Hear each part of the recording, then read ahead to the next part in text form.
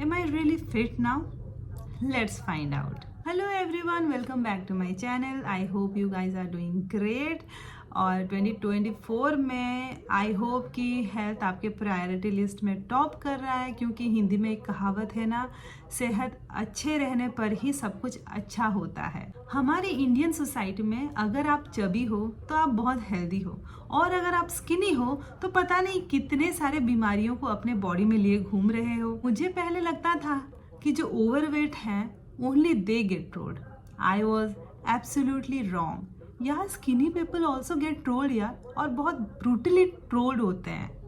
I was overweight before cancer, but as per Indian society that weight is considered normal. मतलब एक बच्चे की माँ होने के हिसाब से 58-60 kg weight is absolutely normal. In fact मैं बहुतों से ये सुनी हूँ कि I look healthy, I look perfect, और मुझे शायद से कोई दिक्कत भी नहीं होती होगी कि घर का काम काज करने में। बट ओनली आई न्यू कि थोड़ा सा भी कुछ काम करती थी तो मैं कितना ज़्यादा टायर्ड फील करती थी। है ना मज़ेदार बात, लोग आपके अपीयरेंस को देख के डिसाइड कर लेते हैं और डॉक्टर बन जाते हैं और बोलते हैं कि आप हेल्दी हैं कि नहीं हैं। कुछ लोगों को लगता है कि वेट लॉस करना एक ट्रेंड है, और लोग वेट लॉस करना चाहते हैं अपने अपीयरेंस को बेटर करने के लिए, शो ऑफ करने के लिए। या तो उनको नहीं पता कि हेल्दी वे में वेट लॉस करना बस आपके फिजिकल अपीयरेंस के लिए प्रभावशाली नहीं है, ये आपके बहुत सारे हेल्थ इश्यूज को भी सॉल्व करता है, और साथ ही साथ आपके मेंटल हेल्थ के लिए तो ये गजब का ही काम करता है। ऑब्वियसली मैं पहले जैसे नहीं दिखती हूँ, और टू बी ऑनेस्ट मैं देखना भी नहीं चाहती।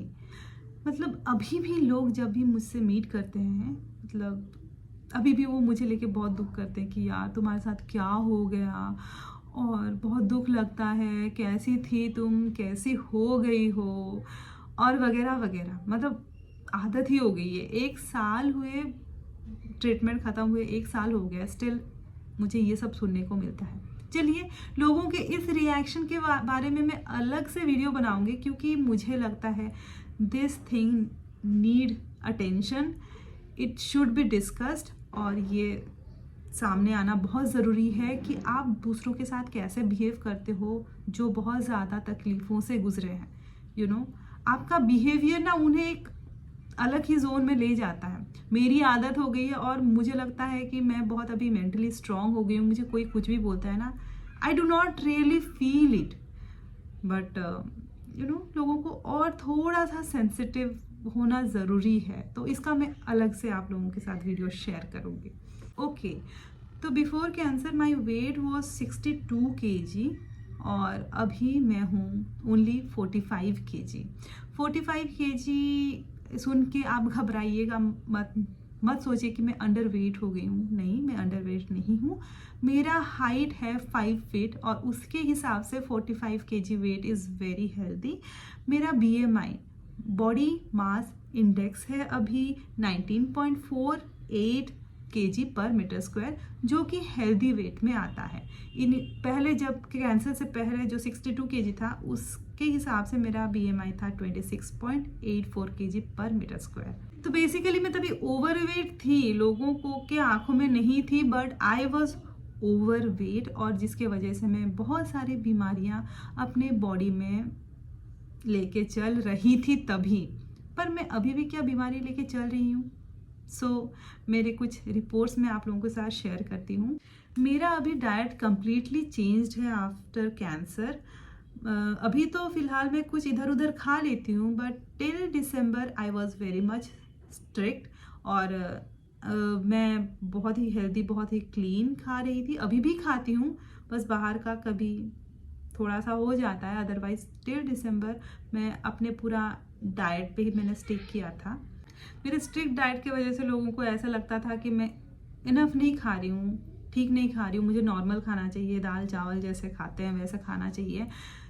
तभी जाके मुझे मैं जो स्ट्रेंथ मैंने लूज़ किया है ड्यूरिंग कीमोथेरेपी, वो मैं गेन करूँगी। तो वो डाउट सबको था, मैंने किसी की नहीं सुनी, मैंने अपने डाइट पे स्टिक किया। मैं मिलेट को स्विच कर दी, मैं मिलेट्स ही खाती हूँ। राइस एंड वीट मैंने कम्प्लीटली छोड़ दिया, ऑयल फ्री खाने लगी, टाइम रेस्ट्रिक्टेड फीडिंग किया मैंने, इंटरमिटेंट फास्टिंग किया मैंने, और इसी पे ही मैंने स्टिक किया। अंदर से मुझे डर लग ही रहा था, क्योंकि ऐसा कोई भी नहीं खा रहा है, मेरे सराउंडिंग में किसी को मैंने ऐसा खाते हुए नहीं देखा है। इवन पेशेंट्स भी ऐसे नहीं खाते हैं, बट मैं बहुत ही अनकन्वेंशनल वे मैंने अपनाया, जो कि शायद से कोई अपना रहा है कि नहीं रहा है मुझे नहीं आइडिया है, बट ये मेरा डाइट था। घर वालों ने भी कमेंट किया कि अरे अपने बॉडी पे इतना ज़्यादा स्ट्रेस मत दो, अभी अभी तुम्हारा ट्रीटमेंट ख़त्म हुआ है और तुम थोड़ा हेल्दी खाओ।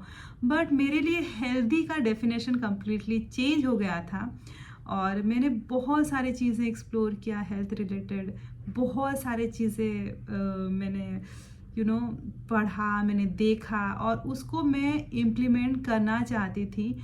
और जो हम देखते आए हैं हेल्दी चीज़ें, और वो अभी मेरे अनहेल्दी कैटेगरी में आ गया, जैसे कि डेयरी, पनीर, मिल्क वगैरह, ये सब अनहेल्दी लिस्ट में मेरे अभी आता है ये। और मैंने ये सब छोड़ दिया, तो सब मुझे बोले कि तुम कुछ अलग ही कर रही हो, ये this is not going to work. तो ये सब चैलेंजेस था इनिशियली, बट अभी मुझे लगता है कि मैंने जो रास्ता अपनाया है, भगवान ने मुझे ये रास्ता दिखाया है, और इसी पे मैं चल पड़ी हूँ। तो आज मैं आप लोगों को मैं अपना टेस्ट रिपोर्ट्स दिखाऊंगी, क्योंकि वही एक मेरे पास प्रूफ है आप लोगों के सामने रखने का कि हाँ, कि मेरे इस डाइट से, मेरे लाइफस्टाइल से मुझे कितना ज़्यादा बेनिफिट मिला है। जब भी कोई इंसान डॉक्टर के पास जाता है, डॉक्टर कभी भी टेस्ट करने बोलते हैं, तो सबसे पहला टेस्ट जो डॉक्टर बोलते हैं वो है सीबीसी। सीबीसी आपके बॉडी का जो हेल्थ का जो काला चिट्ठा है वो खोल देता है, पता चल जाता है कि आपके हेल्थ के क्या क्या इश्यूज़ हैं, और बताता है कि आपको अगर वीकनेस है तो क्यों है। सीबीसी में सब कुछ विजिबल होता है।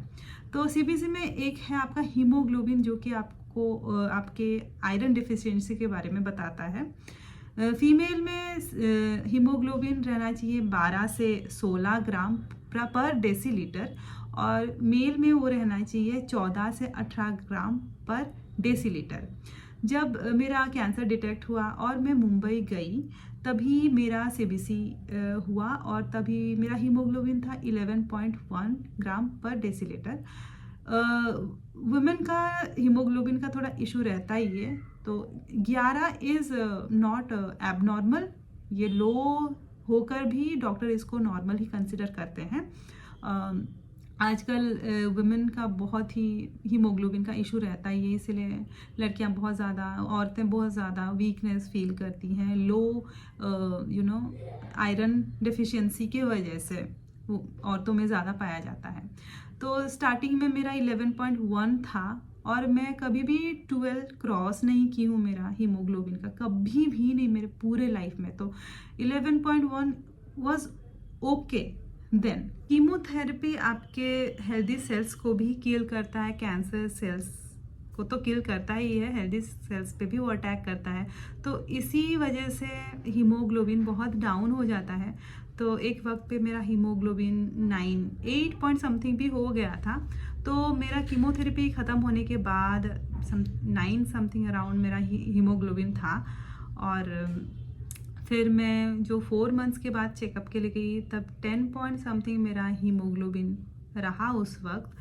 और सितंबर में जो मैं चेकअप के लिए गई, उसका haemoglobin, oh god, it was very very shocking. आप खुद ही देख लीजिए।